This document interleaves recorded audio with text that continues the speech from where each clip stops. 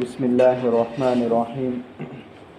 الحمد لله نحمده ونستعينه ونستغفره ونؤمن به ونتوكل عليه ونعوذ بالله من شرور أنفسنا ومن سيئات أعمالنا. من يهده الله فلا مضل له ومن يضلله فلا هادي له. ونشهد أن لا إله إلا الله وحده لا شريك له ونشهد أن سيدنا ونبينا وشفيعنا وحبيبنا ومولانا محمدا عبده ورسوله. أما بعد قال الله تبارك وتعالى: أعوذ بالله من الشيطان الرجيم. بسم الله الرحمن الرحيم. واستبق الباب وقدت قميصه من دبر وألف يا سيدها لدى الباب. قالت: ما جزاء من أراد بأهلك سوءا إلا أن يسجن أو عذاب أليم. قال: هي راودتني عن نفسي وشهد شاهد من أهلها إن كان قميصه قد من قبل فصدقت وهو من الكاذبين وإن كان قميصه قد من دبر فكذبت وهو من الصادقين. صدق الله مولانا العظيم ونحن على ذلك لمن الشاهدين والشاكرين والذاكرين والحمد لله رب العالمين. قابل احترام بزرگوں، گزشتہ سے پیوستہ مسلسل کئی ہفتوں سے سورہ کہف سے حاصل ہونے والے اسباب، اس پر ہماری بات ہو رہی ہے کہ اللہ رب العزت نے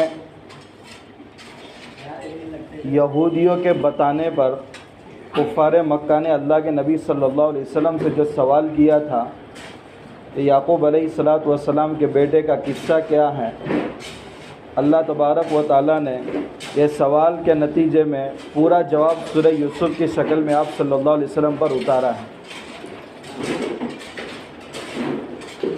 اور اس میں اللہ تعالیٰ نے اس امت کے لیے بے پناہ ہدایت کا سامان اس صورت کے اندر اللہ تعالیٰ نے چھپایا ہے۔ ہر آیت کے ذریعے ایمان والوں کے لیے ہدایت کے اسباب معلوم ہوتے ہیں۔ بات پہنچتے پہنچتے یہاں تک پہنچی تھی کہ اللہ تعالیٰ اپنے نیک بندوں کو زیادہ آزماتا ہے، اور جس چیز سے زیادہ محبت انسان کو ہوتی ہے وہی چیز چھین کر کے اللہ تعالیٰ آزماتا ہے زیادہ۔ یعقوب علیہ السلام کو اپنے بیٹوں میں سے حضرت یوسف سے زیادہ محبت تھی، کیونکہ بعد میں چل کر نبوت کی شان ان میں پیدا ہونے والی تھی، جس کی وجہ سے زیادہ محبت تھی۔ اب زیادہ محبت ہونے کی وجہ سے اللہ نے ان کو آزمایا کہ اسی بیٹے کو 40 سال تک اللہ تعالیٰ نے دور رکھا، اور اس طریقے سے ان کو آزمایا۔ ظاہر سی بات ہے، چہیتا بیٹا اگر باپ سے دور ہو جائے تو باپ کے لیے کھانا بھی دوبھر ہو جاتا ہے، اور یہاں یوسف علیہ السلام کی جدائیگی پر ابا 40 سال تک روتے رہے، یہاں تک کہ آنکھوں کی بینائی تک چلی گئی۔ تو اللہ تعالیٰ نیک بندوں کو زیادہ آزماتا ہے، اور ایسی نعمتوں کو چھین کر آزماتا ہے جن چیزوں سے محبت ہوتی ہے۔ اس لیے کہا جاتا ہے نا، جو بلا اللہ تک جوڑ دے وہ بلا نہیں ہے بلکہ آتا ہے اللہ کی طرف سے۔ اس لیے ہر مصیبت پر ایمان والوں کو گھبرانا نہیں چاہیے۔ وہاں کے بند کیجیے آپ، اس کو ابھی کام چل رہا ہے۔ تو جو بلا اللہ کی طرف سے آئے اور اللہ سے جوڑ دے وہ بلا نہیں ہے بلکہ اللہ کی طرف سے آتا ہے۔ بعد میں چل کر اللہ تعالیٰ نے انہی کے بیٹے کو مقام نبوت پر بھی فائز کیا اور حکومت بھی عطا کی۔ خیر، اس سے پہلے جمعہ میں زلیخا نے حضرت یوسف علیہ السلام کا جبہ پھاڑا تھا۔ یہاں سے بات اب شروع ہو رہی ہے۔ بتایا تھا اس وقت کہ جب گناہ کا خطرناک موقع آ جائے، انسان اللہ کی پناہ میں چلا جائے۔ جو بندہ اللہ کی پناہ میں چلا جاتا ہے، چاہے بظاہر ایسے اسباب نظر نہ آ رہے ہوں کہ میں اس گناہ سے کیسے نکل پاؤں گا، لیکن بندے کا عزم مصمم اور اللہ کی پناہ میں چلے جانے کے بعد خصوصی تعاون اللہ کی طرف سے ہوتا ہے۔ میں نے بتایا تھا کہ جس گھر کے اندر یوسف علیہ السلام زلیخا کے ساتھ ہیں، اللہ تعالیٰ نے کس انداز سے ان کے دل پر خوف طاری کر دیا کہ وہ گناہ سے نہیں، گناہ کا جو کچھ خیال ان کے دل میں آ رہا تھا وہ خیال بھی غلط ہو گیا، نہیں ختم ہو گئے۔ لولا الرآ برہان ربی، یا تو یعقوب علیہ السلام کے والد کی صورت سامنے آ گئی، یا عزیز مصر کی صورت سامنے آ گئی، یا قرآن کریم کی آیت لا تقربوا الزنا انہ کان فاحشہ یہ سامنے آ گئی، یا اللہ تعالیٰ نے وحی الہی اور نبوت کے نور کے ذریعے ان کو اس سے محفوظ رکھا۔ کیوں؟ وہ اللہ کی پناہ میں چلے گئے تھے۔ واستبق الباب وقدت قمیصہ من دبر، چاروں طرف تاریخی روایات میں ہے کہ سارے دروازے اس کمرے کے مقفل کر دیے تھے، تالے لگا دیے تھے تاکہ یوسف کہیں سے نکل نہ سکے۔ اب ظاہر سی بات ہے، مقفل کمرہ ہے، تالے لگے ہوئے، کیسے انسان دوڑے گا تو کون سے دروازے سے نکلے گا، جبکہ اس کے پاس چابی بھی نہیں ہے۔ مگر یوسف علیہ السلام ایک دروازے کی طرف دوڑے۔ کام ہے میرا کوشش کرنا گناہ سے بچنے کی، باقی پھر آگے اللہ مدد کرتا ہے۔ جس دروازے کی طرف دوڑے تھے، خدا کا کرنا یہ ہوا کہ اس کا تالا ٹوٹ گیا اور وہ باہر نکل گئے۔ اس سے بھی کتنے اسباق حاصل ہوتے ہیں، اس آیت کی تشریح کے بعد میں بتاؤں گا۔ واستبق الباب وقدت قمیصہ من دبر، جیسے ہی دروازے کی طرف دوڑے تو زلیخا نے روکنے کے لیے ان کا کرتا پیچھے سے پکڑا، مگر یوسف علیہ السلام گناہ سے بچنے کا عزم کر چکے تھے تو تیزی سے دوڑے، جس کی وجہ سے پیچھے سے کرتا پھٹ گئے۔ وَأَلْفَيَا سَيِّدَهَا لَدَى الْبَابِ، مزید بڑی مصیبت کہ تالا بھی ٹوٹ گیا، دروازہ بھی کھل گیا، دونوں دوڑے اور عزیز مصر اسی دروازے میں داخل ہو رہے۔ یوسف علیہ السلام کی بھی نگاہ پڑی اور زلیخا کی بھی نگاہ پڑی۔ قالت ما جزاء من اراد بأهلك سوءا الا ان يسجن او عذاب علیم، چور مچائے شور۔ زلیخا بول پڑی، آپ ہی بتائیے، اگر آپ کی بیوی کے ساتھ کوئی غلطی کا ارادہ کرے، غلط کام کا ارادہ کرے تو اس کی سزا کیا ہونی چاہیے؟ یا تو اس کو جسمانی اذیت یا اس کو جیل کے سلاخوں کے پیچھے ڈال دینا چاہیے۔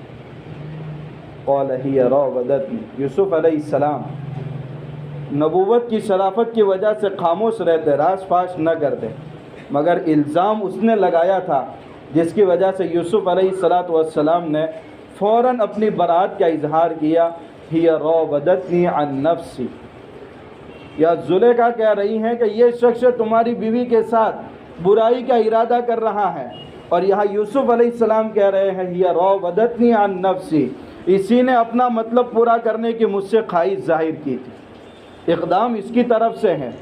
اب ظاہر سی بات ہے، عزیز مصر کے لیے فیصلہ کرنا مشکل ہو گیا، بات مانے تو کس کی مانے، اور ایسے موقع پر جن کی کوئی حیثیت نہیں ہوتی ہے وہ بڑے لوگوں کے بارے میں کلام کرتے ہیں تو قوم کے اچھے لوگ ان کے باتوں میں مبتلا ہو جاتے ہیں، اور ان کا کوئی سماج میں ویلیو نہیں ہوتا، مگر ان کی باتوں کا اعتبار کر کے پھر بڑوں پر کیچڑ اٹھالا جاتا ہے۔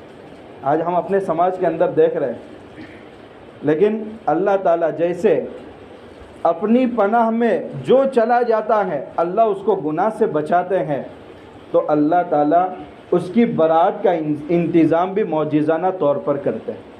یوسف علیہ السلام کے پورے واقعے سے جہاں یہ سبق حاصل ہوتا ہے کہ اللہ تعالیٰ چند سالوں تک مکاری اور عیاری کو برداشت کرتے ہیں، مگر پھر چوراہے پر اس کا بانڈا پھوڑتے ہیں۔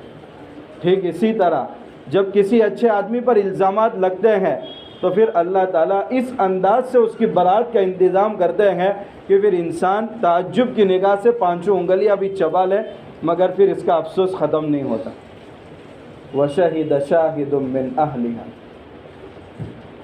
ایک چھوٹا بچہ اس وقت جس کمرے میں یہ حرکات و سکنات ہو رہی ہیں، اسی کمرے میں گہوارے میں سونے والا بچہ اس وقت فوراً گواہی دے رہا۔ گہوارے میں سونے والا بچہ کتنے دن کا ہوتا ہے، جس کی غذا ہی ماں کے دودھ ہوتا ہے، وہ کیا بول سکتا ہے، مگر اللہ تعالیٰ اس بچے کی زبان پر کیسے الفاظ جاری کرتے ہیں جس سے یوسف علیہ السلام کی برات بھی ظاہر ہو جاتی ہے۔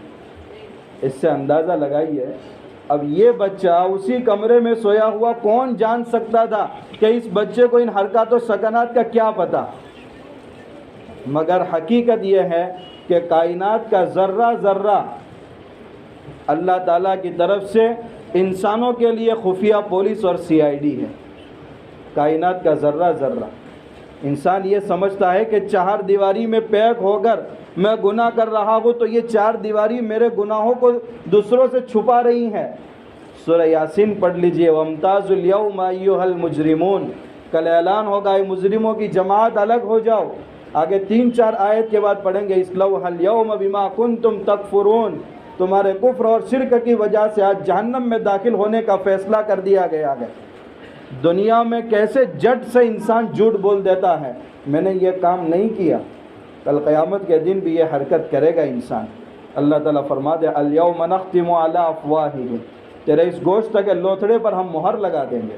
اس گوشت کے لوتھڑے کو دنیا میں قوت گویائی بولنے کی طاقت دی تھی، آج تیرے دوسرے اعضاء کو اور دوسرے گوشت کے لوتھڑے کو ہم قوت گویائی دیں گے۔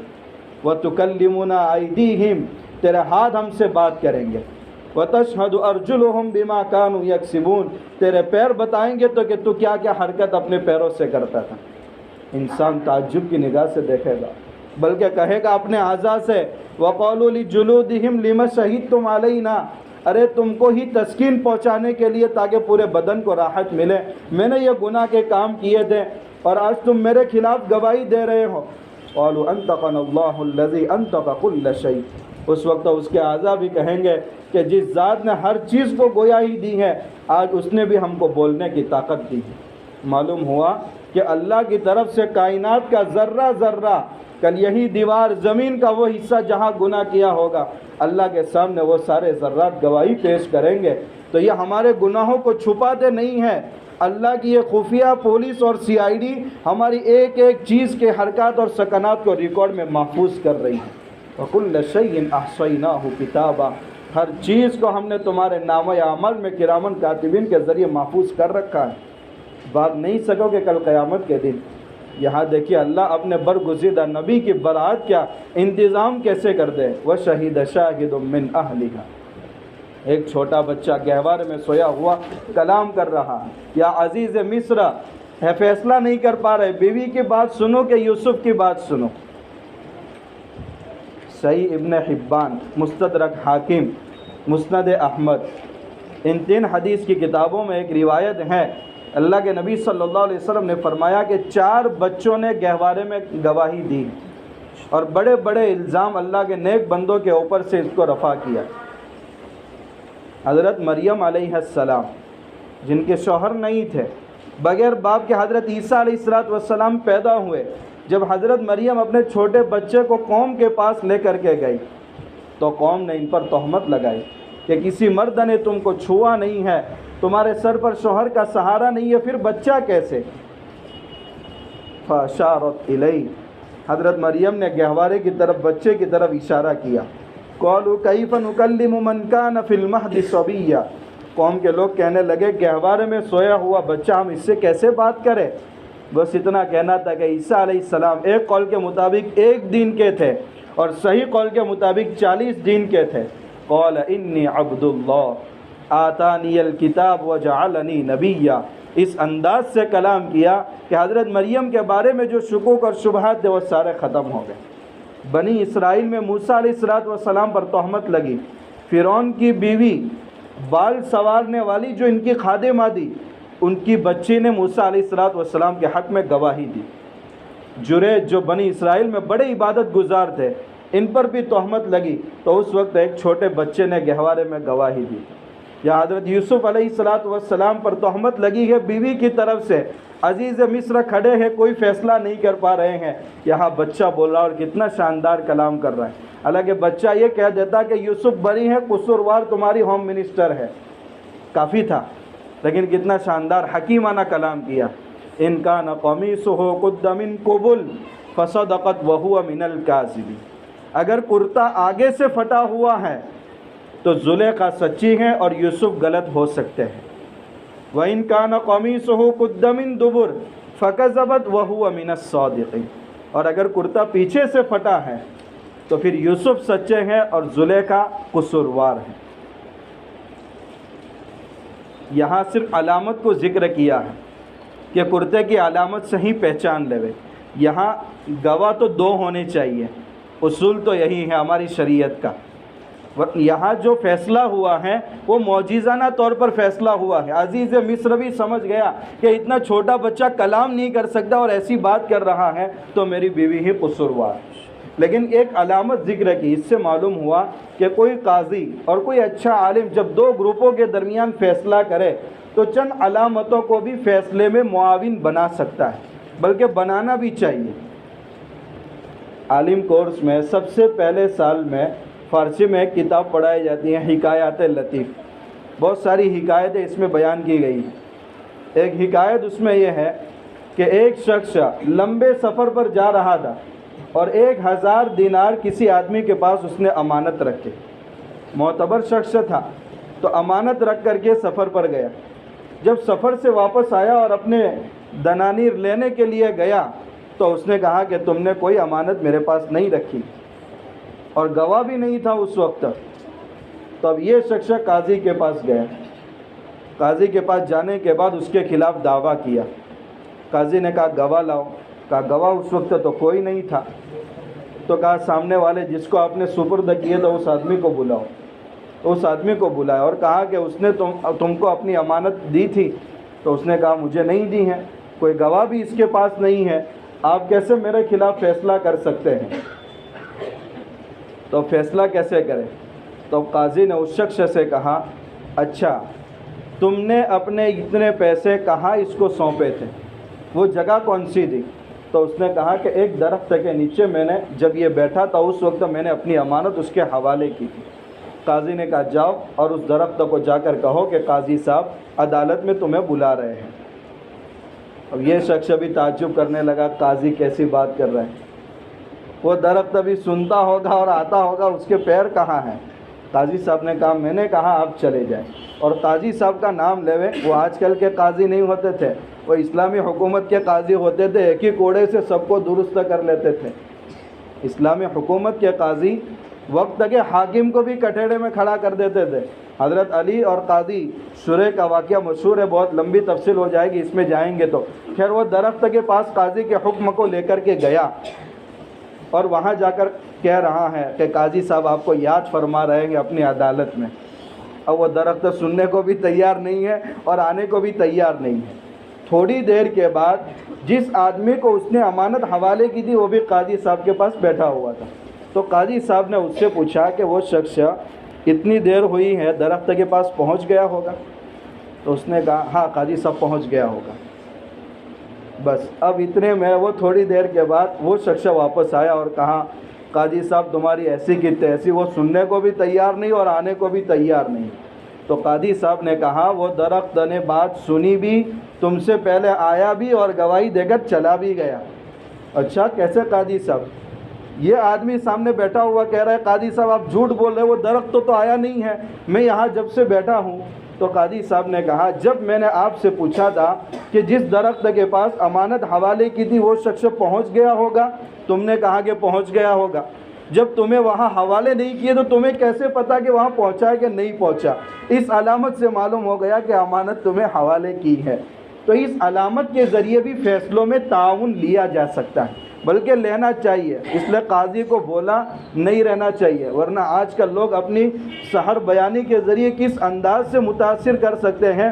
2 آنکھیں پھوڑ کر آتے ہیں اور اپنی ایک آنکھ کا رونا روتے ہیں کہ فلاں نے میری ایک آنکھ پھوڑ دی ہے۔ خیر اس سے معلوم ہوا کہ یہاں جو بچے نے یوسف علیہ السلام کے بارے میں جو تذکرہ کیا کہ اگر کرتا پیچھے سے پھٹا ہوا ہے تو یوسف آگے دوڑ رہے تھے اور زلیخا پیچھے دوڑ رہی تھی جس سے کرتا پھٹ گیا۔ اس علامت کے ذریعے بھی آپ فیصلہ کر سکتے ہیں کہ یوسف سچے ہیں اور زلیخا غلطی پر ہیں۔ ایک بات اس آیت سے یہ معلوم ہوئی، گناہ کے مقام سے اپنے آپ کو سب سے پہلے دور کر لینا چاہیے۔ یوسف علیہ السلام اللہ کی پناہ میں چلے گئے۔ دوسری بات، وہاں نکلنے کا اگر کوئی موقع نہ ہو پھر بھی اپنے اعتبار سے کوشش کرنی چاہیے۔ یوسف علیہ السلام نے بھی نکلنے کی کوشش کی، تالے ٹوٹ گئے۔ ایک بزرگ کا واقعہ لکھا ہے، جیل میں بند تھے مگر جمعہ کا دن آتا تھا، غسل کرتے تھے، کپڑے پہنتے تھے اور اس کے بعد جیل کے دروازے پر آتے تھے اور اللہ تعالیٰ سے کہتے تھے باری تعالیٰ کوشش کرنا میرا کام تھا، اب میں نماز جمعہ کے لیے نہیں جا پا رہا ہوں تو اس میں مجبور ہوں۔ یہ بزرگ کی بڑی کرامت کے استقامت کے ساتھ پوری کوشش فرما رہے ہیں۔ اس لیے آپ نے دنیا میں دیکھا ہوگا کہ بہت سی مرتبہ ونر ٹیم کا اتنا چرچا نہیں ہوتا جتنا چرچا ڈیفینڈر ٹیم کا ہوتا ہے۔ اتنی کوشش وہ کرتے ہیں جیت کے لیے کہ چرچا ہاری ہوئی ٹیم کا زیادہ ہوتا ہے۔ تو کوشش کرنا اپنا کام ہے، بہت سی مرتبہ کوشش کے بعد جو ناکامی ملتی ہے وہ کامیابی سے بھی بہتر ہوتی ہے، اور اللہ تعالیٰ اس کی حفاظت فرماتے ہیں۔ جیسا یوسف علیہ السلام نے اپنے آپ کو گناہ کی جگہ سے فوراً الگ کر دیا۔ تیسری بات، جب الزام غلط اپنے آپ پر لگے تو اس وقت بزرگ نہیں بننا چاہیے، بلکہ بزرگ بننا چاہیے۔ ایک زا ہے ایک جیم سے ہے، بزرگ نہیں بننا چاہیے۔ اللہ تعالیٰ فرشتے کو بھیجیں گے اور لوگوں کو ایک ایک کر کے بتائے گا کہ یہ بزرگ بری الذمہ ہے، نہیں بلکہ انبیاء کی سنت ہے فوراً بولنا چاہیے، اس وقت وضاحت دینی چاہیے کہ یہ الزام میرے اوپر غلط لگا۔ یہ تین اسباق صرف اس آیت سے حاصل ہو رہے ہیں۔ خیر، پھر عزیز مصر نے سمجھ لیا کہ میری بیوی قصوروار ہے، تو بیوی سے کہا وَاسْتَغْفِرِي لِذَنْبِكِ، تو یوسف سے معافی مانگ، یا اللہ سے معافی مانگ، اِنَّكِ كُنْتِ مِنَ الْخَاطِئِينَ، تو ہی قصوروار ہے۔ بس یہ معاملہ عزیز مصر کے دربار میں پیش آیا۔ وہاں 5 افسر تھے، ان افسروں کی بیویوں کو بھی پتہ چل گیا۔ اب جب ایک عورت کو پتہ چل جائے اور ایک عورت کے واٹس ایپ گروپ پر میسیج آ جائے کہ عزیز مصر کے دربار میں یہ خطرناک معاملہ ہوا ہے، تو پھر وہ راز نہیں رہتا، بلکہ سارے عورتوں کے واٹس ایپ گروپ میں یہ میسیج آ گیا کہ عزیز مصر کے دربار میں یہ واقعہ پیش آیا ہے۔ ہمارے استاد فرماتے تھے اگر عورت یہ کہے کسی عورت سے کہ میں یہ بات تمہیں بتا رہی ہوں، آگے تمہیں کسی کو نہیں بتانا، تو اس کا مطلب یہ کہ کسی کو بتانے کی تکلیف تمہیں نہیں اٹھانا، میں سب کو بتاؤں گی۔ ظاہر سی بات ہے، اب پورے شہر کے اندر یہ معاملہ پھیل گیا۔ اس کے بعد اب عزیز مصر کی بیوی واٹس ایپ گروپ پر دیکھ رہی ہے کتنے بیڈ کومنٹس آ رہے ہیں۔ وَقَالَ نِسْوَةٌ فِي الْمَدِينَةِ امْرَأَةُ الْعَزِيزِ تُرَاوِدُ فَتَاهَا، ساری عورتیں، 2 عورتیں جمع ہو رہی ہیں، یوسف اور زلیخا، بس اسی کا تذکرہ ہے، 1.5-2 گھنٹے اسی پر تقریر ہو رہی ہے۔ عزیز مصر کی بیوی اپنے غلام کے ساتھ یہ حرکت کر رہی ہے۔ افسوس، اللہ توبہ، اللہ توبہ۔ بعد میں چل کر کے دیکھیے کہ کتنا اتفاق کر رہی ہے عزیز مصر کی بیوی کے ساتھ۔ جب یہ واٹس ایپ گروپ پر میسیج پھیل گیا، اب اس کے بعد ان کے ذہن سے اس حرکت کو دور کرنے کے لیے کیا پلان عزیز مصر کی بیوی نے بنایا، انشاءاللہ اس پلان کا تذکرہ آئندہ جمعہ میں کیا جائے۔ آپ لوگوں کو پیاسا چھوڑنا بھی ضروری ہے تاکہ آئندہ جمعہ میں بہت جلدی پہنچ سکے۔ تو اس میسیج کا کیا ہوا اور اس کو ختم کرنے کے لیے کیا پلاننگ ہوئی، انشاءاللہ ان کا تذکرہ آئندہ جمعہ کو کریں گے۔ بس ایک دوسری بات یہ کہنی ہے، اپنے آپ کو بدلنا سیکھے، سال تو ہر سال بدلتے ہیں۔ اپنے آپ کو بدلنا سیکھے، سال تو ہر سال بدلتے ہیں۔ 2 کیلنڈر اس وقت پوری دنیا میں زیادہ رائج العمل ہے، ایک عیسوی کیلنڈر اور ایک ہجری کیلنڈر۔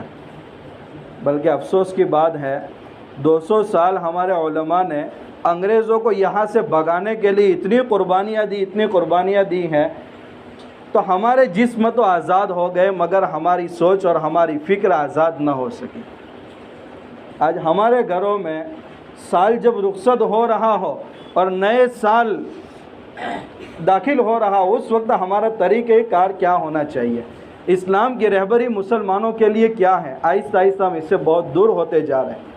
حالانکہ ایسے موقع پر حضرت عمر رضی اللہ تعالیٰ عنہ کا وہ قول یاد رکھنا چاہیے، حاسبوا قبل ان تحاسبوا، قیامت میں تمہارا حساب لیا جائے اس سے قبل تم اپنی زندگی کا حساب لے لو۔ 2 کیلنڈر اس وقت دنیا میں رائج ہے۔ اگر چھوٹے بچے کو بھی کھڑا کر کے کہیں گے کہ انگریزی مہینوں کے 12 نام آپ سنائیں تو بہت آسانی سے سنا دے گا، اور اچھے پڑھے لکھوں سے اگر یہ درخواست کی جائے کہ اردو مہینوں کے نام اگر آپ صرف ایک سانس میں سنا دیں تو بہت کم لوگ ملیں گے جو اس مجمع سے کھڑے ہو گئے۔ یہ میرے اور آپ کے لیے بہت افسوس کی بات ہے۔ ہم آزاد قوم ہیں، ہم اللہ کے علاوہ کسی اور کے غلام نہیں ہیں۔ ہمارا ایک کلچر ہے، ہماری ایک تہذیب ہے، ہمارا ایک سویلائزیشن ہے۔ اللہ کے نبی صلی اللہ علیہ وسلم نے ساری تہذیبوں سے ہمیں بے نیاز کر دیا ہے کہ ہم کسی اور کی نکالی کریں۔ اللہ کے نبی صلی اللہ علیہ وسلم نے زندگی کے کسی شعبے میں ہم کو بے سہارا نہیں چھوڑا۔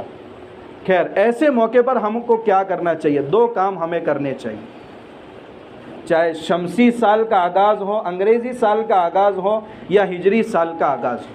ایسے موقع پر غلط چیزوں سے بچنے کے لیے ہمیں 2 کام کرنے چاہیے۔ سب سے پہلا کام ہے ماضی کا احتساب۔ میری زندگی کے جتنے سال گزر گئے ہیں اس میں میری کیا کمیاں اور کوتاہیاں رہی ہیں، اس کا حساب۔ دیکھیے، زندگی میں پیچھے جانا برا نہیں ہے، لیکن پیچھے جا کر بے حس ہو جانا یہ برا ہے۔ کبھی کامیاب نہیں ہوتا وہ انسان جو اپنی ناکامیوں کے اسباب پر غور نہیں کرتا، کبھی کامیاب نہیں ہوتا وہ انسان۔ اس لیے ماضی کا احتساب، میری زندگی کے 40 سال گزر گئے، میری زندگی کے 35 سال گزر گئے، میری زندگی کے 50 سال گزر گئے۔ شیخ سعدی رحمۃ اللہ علیہ نے جتنے اچھے انداز میں کہا، 40 سال عمر عزیزت گجستہ، مزاج تو ازحال طفلی نگشتہ۔ تیری زندگی کے 40 سال قیمتی گزر گئے، مگر تیرا مزاج ابھی بچپنے سے بدلا نہیں ہے۔ ہما با ہوا و ہوس ساختی، دمے با مسالے نہ پرداختی۔ ہمیشہ زندگی کے ہر موڑ پر تو اپنی نفسانی خواہشات پر چلا ہے، ایک دن بھی تو اچھی کام میں اور گھڑی میں مبتلا نہیں ہوا۔ مکن تکی ابر عمر ناپائی دار، مباشی من ازبازی روزگار۔ باقی نہ رہنے والی زندگی پر بھروسہ مت کر، زمانے کے چکر سے بے خوف مت رہ۔ کب تیرے خلاف موت کا اعلان ہو جائے اور تو اس دنیا سے دوسری دنیا میں چلا جائے۔ تو ماضی کا احتساب، گزشتہ سال، دونوں اعتبار سے ہمیں حساب کرنا ہے، دنیاوی اعتبار سے بھی اور دینی اعتبار سے بھی۔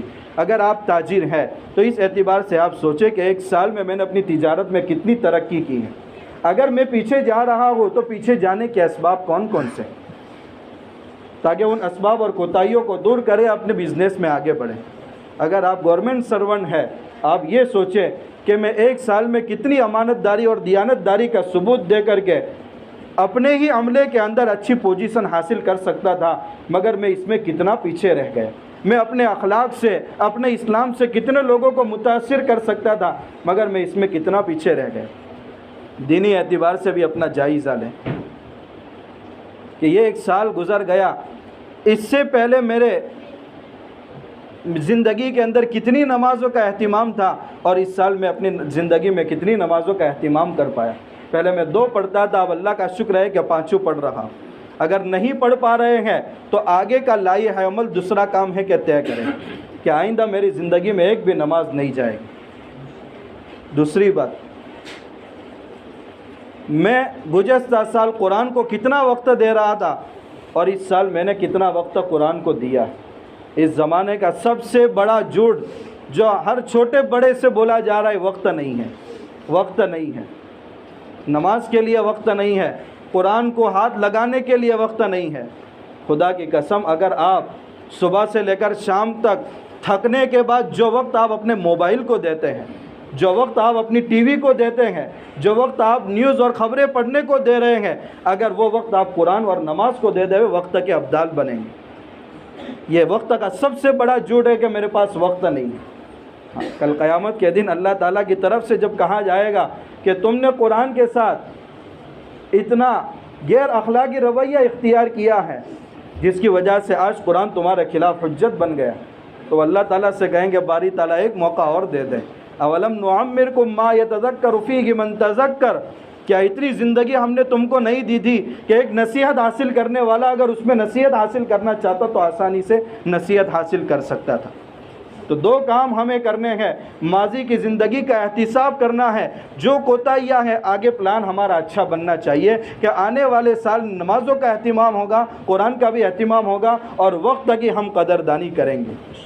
ہاں، سب سے زیادہ قیمتی چیز جو آج ہم سے ضائع ہو رہی ہے وہ ہے وقت، اور انٹرنیشنل آلہ ایسا ہم سب کے ہاتھ میں آ گیا کہ کیا اچھا کیا برا، کیا دیندار کیا بے دین، ہر ایک اسی آلے کے ساتھ میں لگے ہوئے اور اپنا کتنا قیمتی وقت اس کے پیچھے لگا دیتا ہے، موبائل کے پیچھے۔ کبھی ہمیں اپنے اسلاف کی زندگیوں کو پڑھے۔ عبید بن یعیش امام بخاری اور امام مسلم رحمۃ اللہ علیہما کے استاذ، 30 سال تک شام کا کھانا اپنے ہاتھ سے نہیں کھایا، 30 سال تک شام کے وقت تک حدیثیں لکھتے رہے اور ان کی بہن لقمہ بنا کر ان کے منہ میں ڈالتی تھی تاکہ ان کا وقت ضائع نہ ہو۔ ابن حجر عسقلانی رحمۃ اللہ علیہ کوئی بات لکھ دے تو پتھر کا بیٹا، پتھر کی لکیر شمار ہوتی تھی۔ بخاری شریف کی شرح لکھی ہے فتح الباری، عربی میں ہے، کئی سیشن میں ہے، اگر کوئی اس کو پڑھ لے بالاسیاب اس کا مطالعہ کر لے بخاری شریف کی کوئی اور شرح اس کو دیکھنے کی ضرورت نہیں۔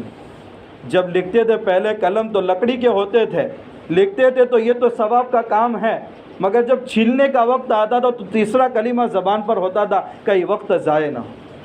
عبداللہ بن عمر رضی اللہ تعالیٰ عنہ ایک مرتبہ اپنی سواری کے ساتھ قبرستان کے پاس سے گزرے اور سواری سے اتر گئے اور 2 رکعت نفل کی نیت باندھی اور نماز پڑھ کر صرف سواری پر سوار ہو گئے۔ کسی نے پوچھا کہ حضرت یہ آپ نے یہاں عمل ایسا کیوں کیا؟